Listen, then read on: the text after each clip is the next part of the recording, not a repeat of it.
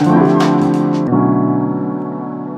my talk is called From Agile Coach to Manager and Back, or what I learned from being a manager for 2 years. So this is me. My name is Gitte. I'm known by Native Wired almost anywhere. So like Twitter, someone reminded me I actually have an account on Mastodon called Native Wired somewhere. It's my company name. I own the domains as well. And when I was trying to make myself on GitHub, I got really angry because someone had it. It turned out it was me in 2006. So it turns out I made an account in 2016. And my pronouns is she and her. So professionally, I've been an Agile coach for a long time. I like to use this picture because I'm the tree-hugging kind. I'm the one that talks to you about collaboration, about communication, and psychological safety and things like that. I started out by doing transformations and Scrum, and I don't find that interesting anymore because it's just tools. And it's quite simple, not easy to do, but simple. But people are much more interesting. I do a bunch of talks. This is actually from doing the industry talk at my own university when people were graduating. I was lucky enough to do it the same year as my cousin graduated from the same computer science that I did from, so that was really cool. And as of 21, I am a co-author, which I just realized I never put on my slides. So thank you to Sophie for saying I should toot my own horn. So James Shore wrote The Art of Agile Development many years ago. It was a very popular book. And he totally rewrote everything to make it more current.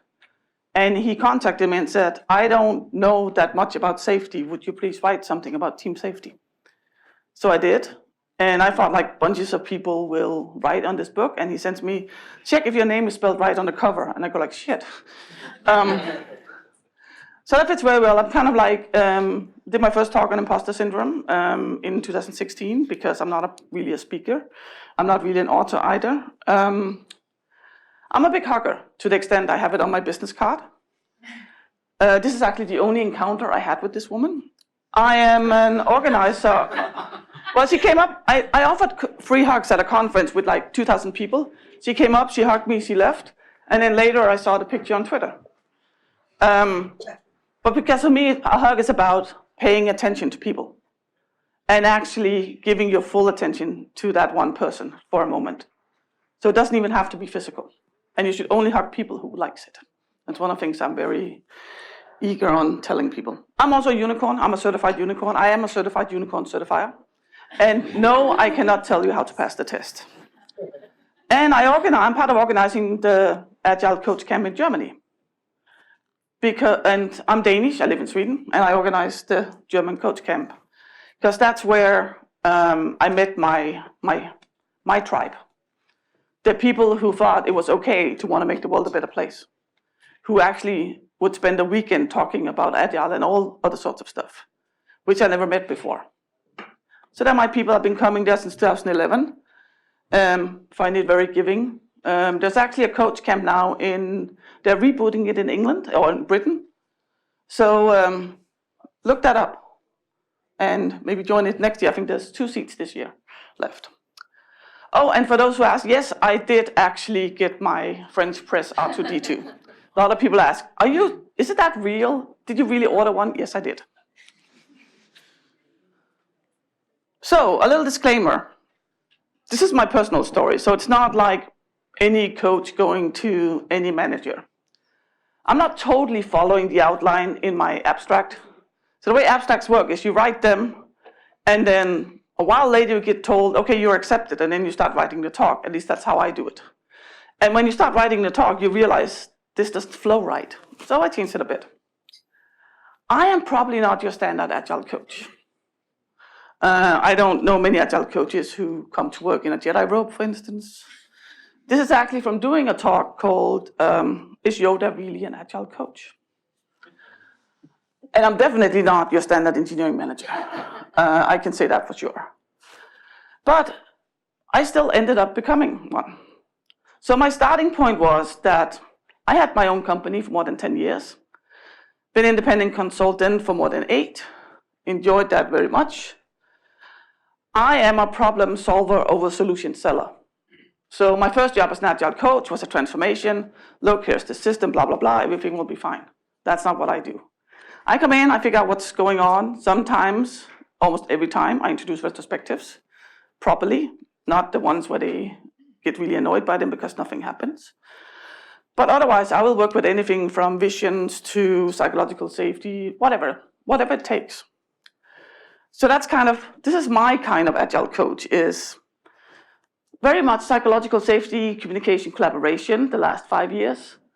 And funny enough, as one of my now friends, ex-client says, before I met you, I didn't know that a big part of psychological safety is responsibility and accountability. So that's one of the things I very often work with as well. Interrelational hard skills. It's really, really hard to get people to communicate and listen to each other. So that's some of the stuff I do. And I had no intention of becoming a manager at all. My evil friend Lena gave me cake and said, hey, we need another engineering manager. And I think it would just be something for someone like me. I'm like, I'm not a manager. I'm not, no. But she's like, this is different. We want you to help grow people. We want you to help empower them so they can grow on their own. It's not about, telling them what to do and stuff. And I'm like, okay. I read the ad. I was like, maybe okay. Never, ever listen to your friends when they give you cake. So the task ahead was a rapidly growing company, as in going from 20 to next year 60 to 150 to 400 in 4 years. Startup, pretending to be a scale-up, kind of wanting to still be a startup, but also be a big company. And as they say, the only constant is change, but very much focus on values. And I'm like, whoa, what if I can come into a company and for the first time, I can help them keep their values and keep the culture and not come in afterwards and go like, those words you have on the wall? If you want to live them, we need to change some things. So I was like, oh, this is actually interesting. I was going to be half-time manager, half-time coach, because I actually turned the job down. And I said, I've been thinking very hard. These are the things I really like to do as well. And the founder of the company said, oh, that's awesome. We need that. So I want you to become half coach, half manager. There was one other engineering manager, my evil friend with cake. And part of our job was to build a good engineering culture. Because they've been so small, they never really had managers. They had like, which developer would like to be a managers, but no one who worked as managers. Well, including me, since I did not work as a manager before. But part of it was taking care of people. I was told from the first day, the most important thing is taking care of the people you are a manager for. So I'm okay.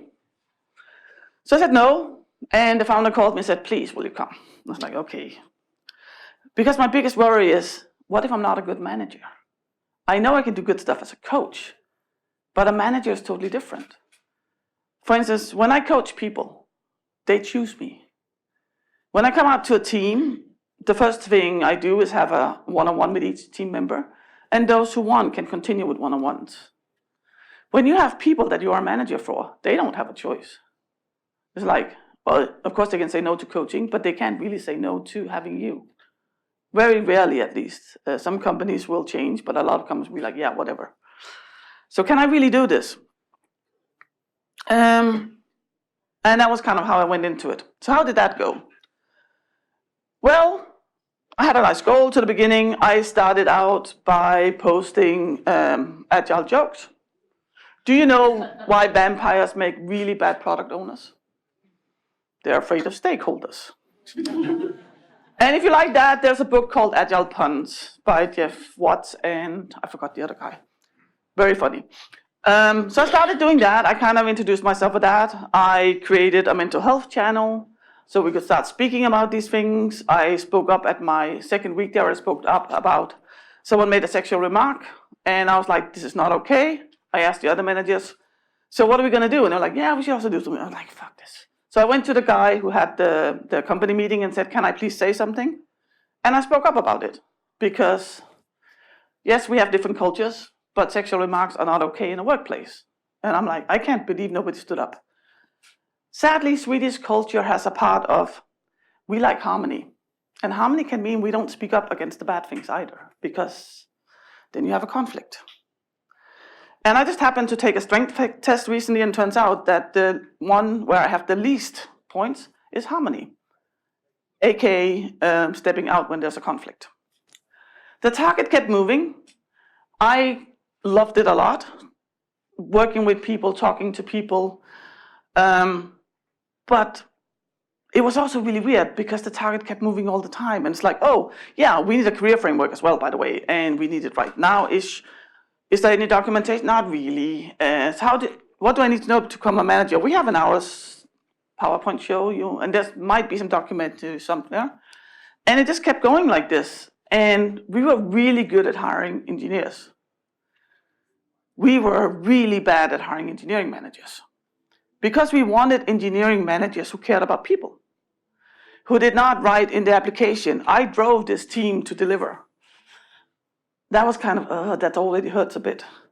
We got lots of applications, but most people focused on delivery, on making a team deliver, all of these things that kind of, yeah. So what do you do when you get engineers and you're only a bunch of engineering managers? You run faster. You say, okay, who has the least people? And then we divided it because we were a team. And we were actually quite an amazing team, and we helped each other a lot. But it also meant that we were just running and running and running and running. And I was there for almost 2 years, and I got to do very, very little as a coach. I did get big room planning up and running, including the other departments, having developers say, this is the first time I actually found big room planning interesting, which is good.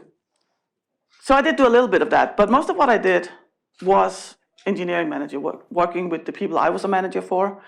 And I'm very deliberate saying I don't manage people, I manage stuff. I am a manager for people, because my job is to help them as much as possible. And it just got worse and worse. I felt like I was running and running and running, and I couldn't breathe. One thing I'm not very good at is stopping when I am not feeling well. I've had 3 diagnosed burnouts now. I've done talks about it. I'm really, really good at helping other people stop and get help. But I'm not very good at this, especially when there are people who need me. And the people I was a manager for actually liked what I was doing. They liked the way I talked to them. They especially liked the way I listened to them. But they also liked the way I challenged them. Because I started the mental health channel and posted on that in Slack, people from other departments came to me because they did not dare talk to their own manager about mental health, at least not in the beginning. And what do? I help them, because people need help. So that didn't work out that well. Also, it turns out I really, really suck at telling my manager what I do. Because for many, many years, I've been an Agile coach and a facilitator. And I find that my job is a success when people don't know that I facilitated this, when they get the ideas. And sometimes you don't even know. I can do something today, and maybe in 5 years, you'll be like, oh, wait, didn't Gitte say something at this talk? And I'll never know. And I've been okay with that. Like, they don't have to say, oh, I did this because of Gitte. Like, one of the reasons I think I am a good Agile coach because I don't put my ego in it. Not saying that I don't like it. I love getting positive feedback. I also find it good to get negative feedback because then I can grow, but I do love getting positive feedback. I think we all do. But I don't need it, which also meant that I never told my manager about the stuff I was doing, especially not when it worked. So I came to my manager if I had a problem and got told that I was very junior because I never came with a solution. And I'm like, well, if I had a solution, I would not come to you. So I solved conflicts, I did all these things, but I never spoke about it. So actually my managers, I still think that I had no impact. It's still a bit interesting. But basically, this is how it felt like. I was doing interpretive dancing all the time. I mean, I've never, ever been a manager before. I had 1 hour introduction. I know I literally read the Danish law for workers and stuff, because I'm that kind of person. So people to do contract negotiation with me find me a little bit annoying. But I had no clue about Swedish law. I had no clue about like maternity leave or parental leave in general. How do you do when people are sick? Like I had to report because someone was running around a ping pong table and twisted his foot. So I had to report it to the authorities because in case it becomes bad later in Swedish. And I'm kind of like, okay, I can do this. Except I actually don't know what a DevOps developer is called in Swedish. Like stuff that is not in my vocabulary. So I felt like I was improvising all the time. And I've been doing this a lot. I mean, when I come into an organization, I almost never know what I'm going to help them with. When I was working for the Swedish television, the idea was for me to come in and work on psychological safety. But the way I did that in the first team I worked with was helping them set a structure. Actually helped them get planning meetings. Because when I started talking to them, I figured out, okay, they get really annoyed because once they're done with something, then they have to do discovery. And they might need to do this for 3 weeks because nobody looked at it. Because they were like, yeah, we just take the most important thing. So really what they needed was a planning meeting. Or rather, we ended up doing 2. Long term, let's look ahead, see if there's anything we need to do. Let's look ahead what we're going to do this week. And of course, that helps set psychological safety because having a structure is part of that. So I never know what I come into. And I love Pippi. I even have a quote from her author on my webpage. So Pippi says, I don't know how to do this, so I can probably do it. Like, sure. She's strong, she can lift a horse. The quote that I have is actually not said by Pippi, but it's one in the Pippi book, which says, if you're very strong, you have to be very nice. And this is one of the things I live by, is the power we have in whatever form. Like I might be a woman, but I'm also white, which means I have privilege, so I use that. I post pictures almost every Friday with Reverse Casual Friday. I took the picture out here in front of there's like this arch where you can write stuff about inclusion. And I posted the links to girls in tech, women in tech, and I forgot the third one. Because they help girls and women either stay in tech or come into tech. And if I can help them get just a little bit of sponsor money by that. So that's kind of the way I go into these things. But also means I use my privilege a lot to help others. And these, you can't read it, but they are depression socks. Because depression sucks. They're from the Danish Association of Depression. Which I'm also a member of, because I suffer from depression, especially when I approach burnouts.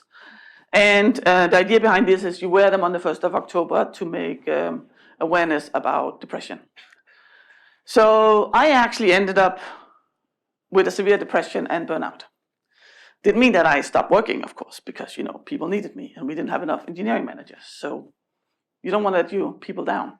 And I think actually that's why a lot of people get burned out. You don't want to let your colleagues down. And then earlier this year, I said, you don't fit in the role of engineering manager. So we actually don't think this is the right place for you. So I left. And I'm still kind of figuring out what happened exactly. But I also learned a lot from it. And this is actually the part that is in my abstract. The difference from being a coach is very much this, like I felt like people did not have a choice. They had to have one-on-ones with me. They could use it the way they wanted, but they had no choice. That's kind of part of the deal. I had to set expectations instead of advising on how to set expectations. That was a little bit different, but surprisingly easy. I had little decision power, which I've been in my own, one of the reasons I'm in my own company is because I decide. I decide how much I want to work. I decide how many clients I want. I decide if I want to go to a conference or not. I decide. And so many things you don't decide when you're in a company. And especially when you're a manager and you're supposed to also be the voice of the company. It turns out that I had no street cred from my previous experience. Because all of a sudden I was an engineering manager. And 10 years of experience as an organizational coach, doing transformations, helping people communicate, actually taking responsibility. So helping the team step up as the manager step back. I had no street cred.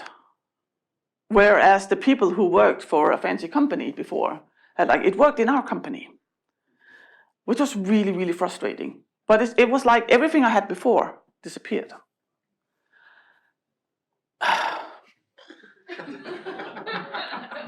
This is the worst thing about being a manager. You have to evaluate people.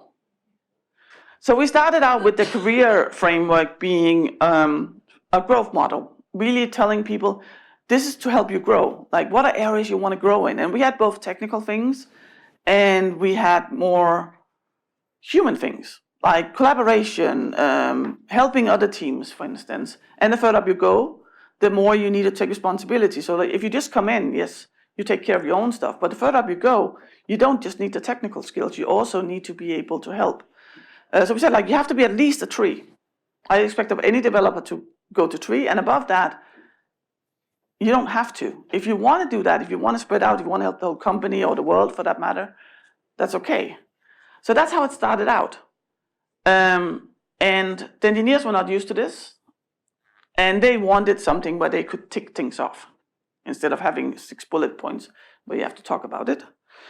And sadly, my boss thought this was an amazing idea.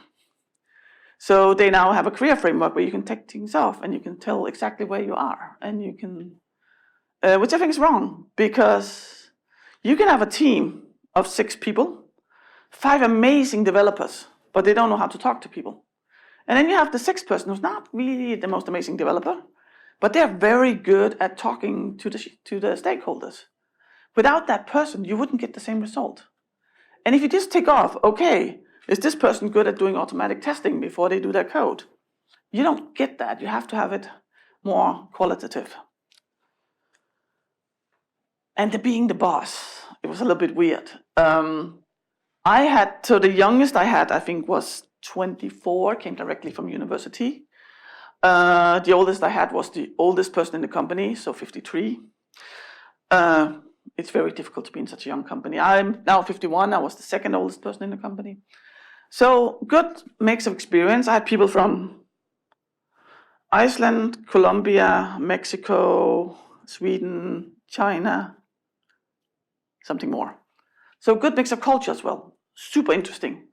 But I still don't like the part about being the boss. It feels wrong somehow. Some of the similarities was coaching and helping people grow, at least this kind of engineering manager, that was the idea. And the listening and caring. I sometimes joke that those are my main tools when I do Agile coaching. I listen to people and I care. Communication and conflict management. I've been working with communication for a very long time. I even do trainings in it. I've been doing conflict management for a very long time. So I stepped into a lot of conflicts and helped people actually just sit down and talk to each other. It's amazing how many conflicts you can solve if people just talk to each other and listen. And working with accountability and responsibility. There's an amazing amount of people who are very good at saying accountability and responsibility, but they don't really know what it is, and they have no clue how to implement it. And for me, these were I've been doing this the last many, many years, so it's really part of a lot of what we do. A lot of Agile coaches do, depending on what kind you are. So there were some things that were super hard for me. The admin. So because I was started as a startup, you kind of did everything yourself. So every time a new person started, you as engineering manager went in, you created an email, you made sure they got the right access, which is fine when you're 20. I had 8 people starting in 5 weeks. And this was just a small part of it. Feedback rounds we had in the beginning. Then we got this tool, which was interesting, turning into performance review. And there were 12 extra steps for me for each person. So first they put a number of people they want feedback from. I go in and I approve that. If there are people I don't think they should get feedback from, I can remove them, I can add other people. Once that's approved, it kind of gets sent out. Then I need to contact and make sure that this feedback comes in. I need to read it. I need to approve it. If it's if there's toxic information in it or whatever, I can pull it back. If there's not enough, I can still ask more people to put in. I had to do all these approvals. So the feedback wouldn't go to people until I approved it.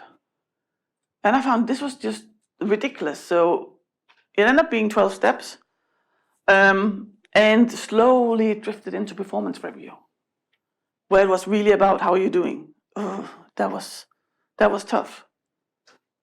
I do think we should grow and learn all our lives, but going in and evaluating people this way and connecting it to how much salary they get, which another part of what I don't like about being a boss is I decide their salary, which means I have a power over them. No matter how kind and nice I am, I do have the power.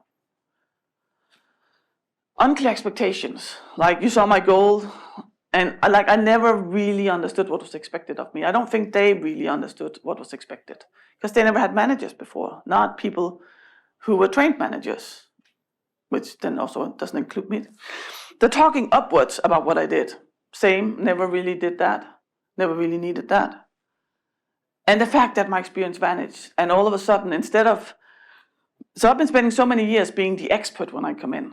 People actually listen to my advice. They might not use it, but at least they listen to me, and it matters. I mean, they're paying to get me in, otherwise they wouldn't take me in. And it just vanished. That was super hard. I talked to my manager about it, and she said, maybe it's good for you. She also says, I only give negative feedback because I'm here to help you grow.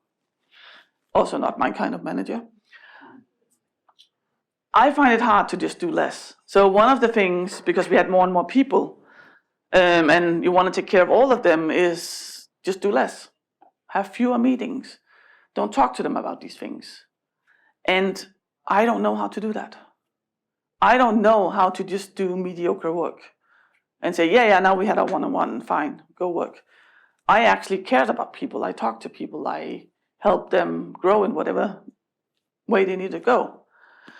Breathing, thanks to Jordan for saying that yesterday when they were introducing how to speak. Breathing, stopping to breathe. Even though I knew it, I know all of these things. I do talks about it. And then not taking on the extra responsibility. Saying, well, I'm sorry you suffer with your mental health, but you are in marketing. I don't know how to do that. And I actually just added it just before because I'm like, fuck, I didn't write anything about what was easy for me, which is also very typical. It's so easy to find your flaws. So one of my friends says that my biggest quality is I'm badass and caring, meaning that I'm very caring about humans, but I also have set clear expectations. So each time I got a new employee, I started by talking about expectations. People coming directly from university, it would be stuff like, I expect you to read your email once a day. I expect you to be on time for meetings. But also things like, I expect you to make mistakes. If you're not making mistakes, either we're not challenging you enough, or your environment is not safe enough, and we need to fix both things. I also follow up on things. So if people commit to doing something, I follow up.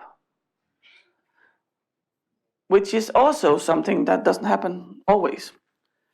Handling conflicts, firing someone, I said, not so easy. I had to let someone go in their trial period. First time I ever did this. And so many times that I can't count them, I have asked a new manager, can you fire someone? And if they said no, I said, you should not be a manager.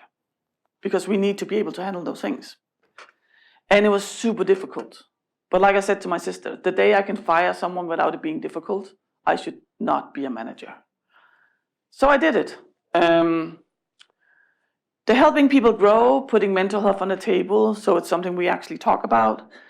These were easy. And the reason people say I'm this badass is I give feedback to people. I don't do nice, I do kind. If I don't tell you you're doing something wrong, how are you supposed to learn? I'm going to tell you in a nice way, but I am going to tell you. If there's a conflict, I'm going to go into it.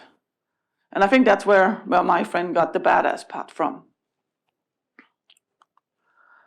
So I learned a lot about leadership in this. Had a lot of learning for myself, but I also learned like more general things. And I realized that I'd seen this in so many other companies.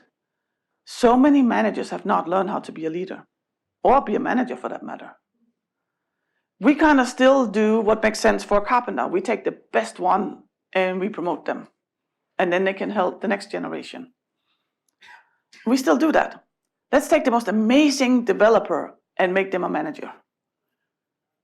Well, maybe they're not good with people. Maybe they don't want to be a manager. And if we don't help them learn, how are they supposed to do this? Soft skills are so underrated. Having clear communication so that people actually understand what you're saying. And checking up with them that they understand what you're saying. Not just doing something from up here and going like, yeah, you've all heard me now, you know the vision. Move on. Well, they didn't say that out loud. And truly listening. Not listening to just respond, but truly listening to people. Then I realized hard skills are underrated. Setting clear expectations. A lot of people find this really hard.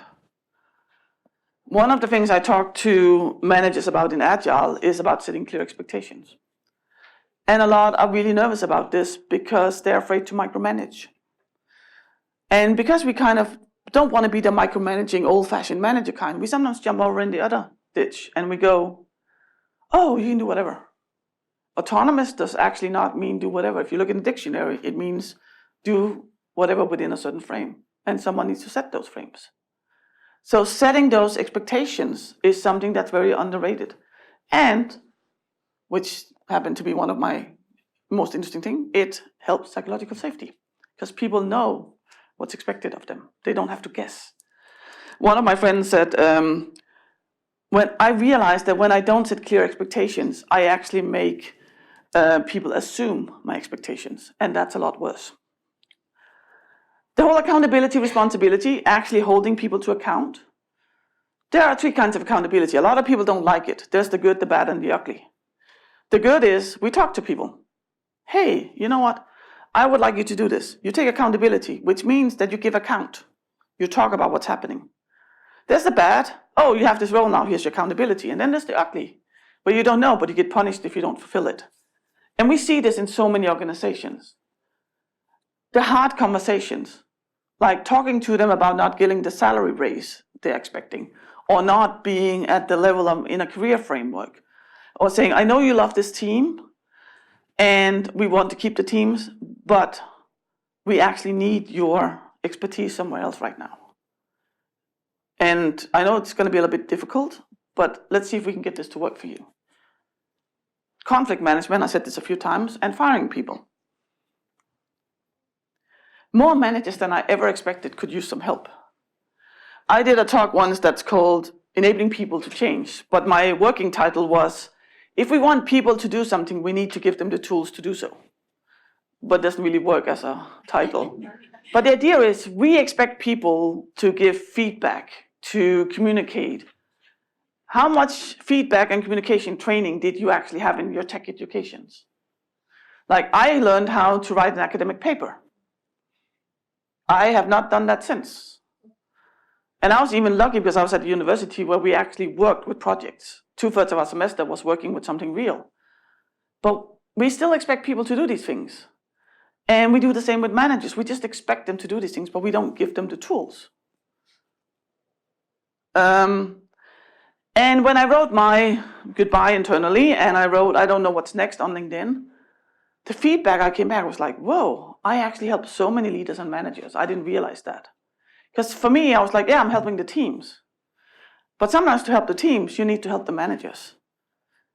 Because they invited you in because they mean well. But if you've been doing something for 20 years, you need to unlearn that. You need to, act differently. Like one of my now really good friends, I see a pattern in the place I really like. I'm usually good friends with my clients afterwards. Very German, as you expected, like suit and a little bit stiff. Really, really loving, caring guy, but didn't know how to express it. So that's one of the things we worked with. And I was just realizing, oh, there's all these things. So I know you've all been sitting there. Did I go back? Well, it depends. Oh, did I mention I'm also a certified it depends practitioner? Because I think so often we don't take context into consideration.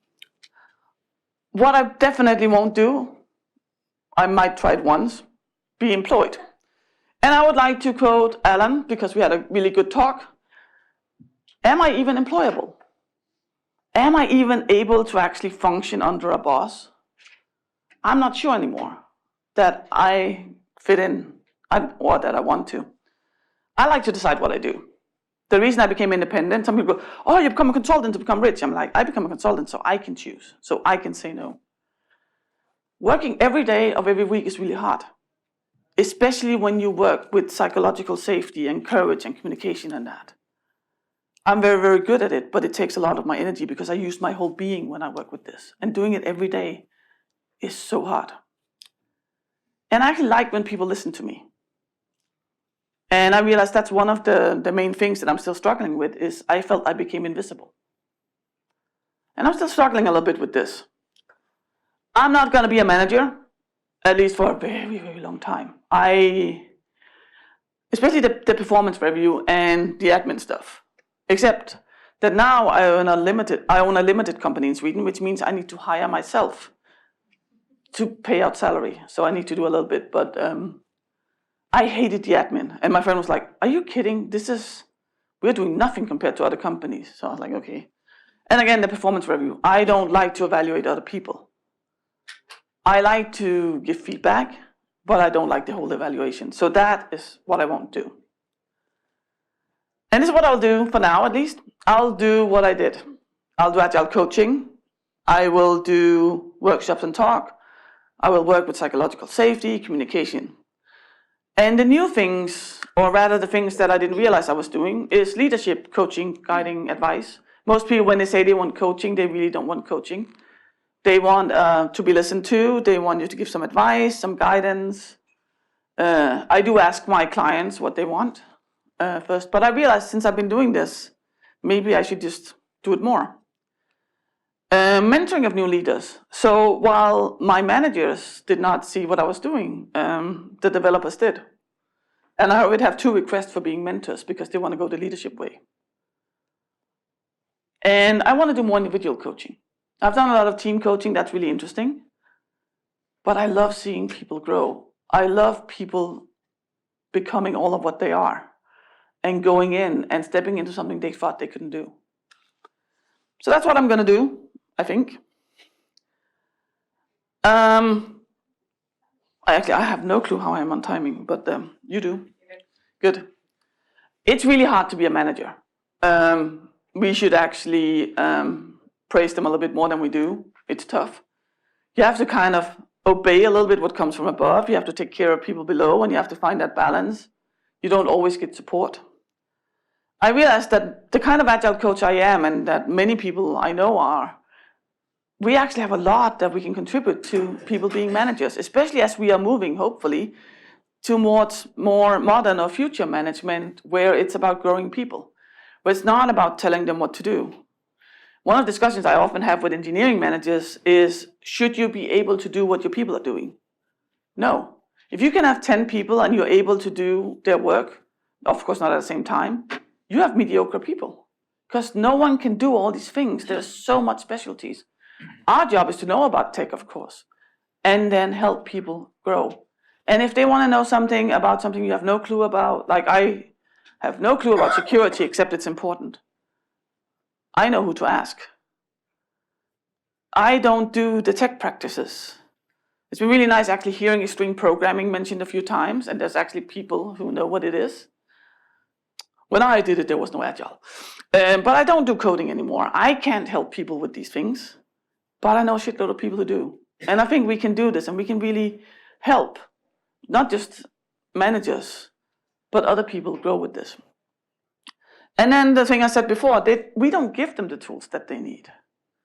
Even if they're very good people, have people skills, we don't train them. I was talking to 2 people yesterday, I think it was, who said, well, when I was a manager, I didn't get anything. I just got people. Here, you're a manager, ta-da. And I think that happens in a lot of companies. And how are you supposed to be a manager with that background? How are you supposed to help people if you've never had a difficult conversation, if you haven't learned how?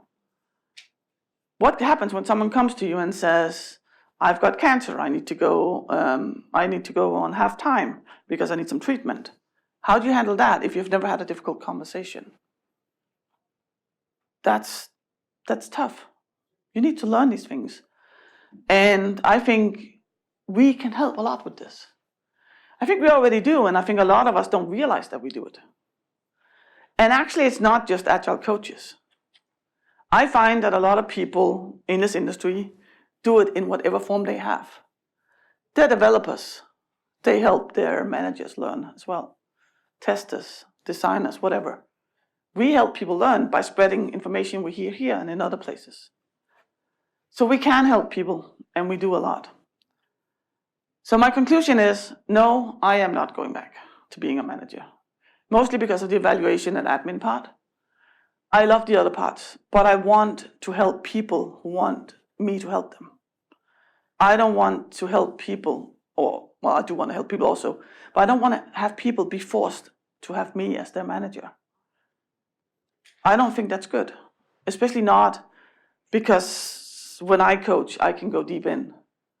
I was just in a training called Self-Leadership and Coaching, and one of the other participants said, it's like you look into my soul.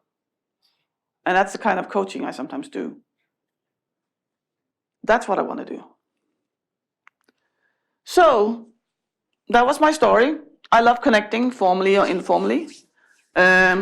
People who follow me on Twitter will know that I tweet a lot. I'm one of 2 people still tweeting from the conference.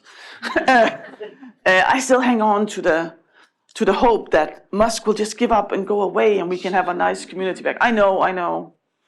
We need him to find something new. So I still hope on that. But I also have email on LinkedIn more and more. But also like coffee, whether it's virtual coffee. I always like in person better. In person is so much better. But I also do virtual stuff. So that was my story, and I hope you at least got a little bit out of it or got entertained after lunch. Thank you. Thank you very much, Gitte. Thank you. So we've got a couple of minutes for questions. Brilliant. A very good audience for questions. Well done.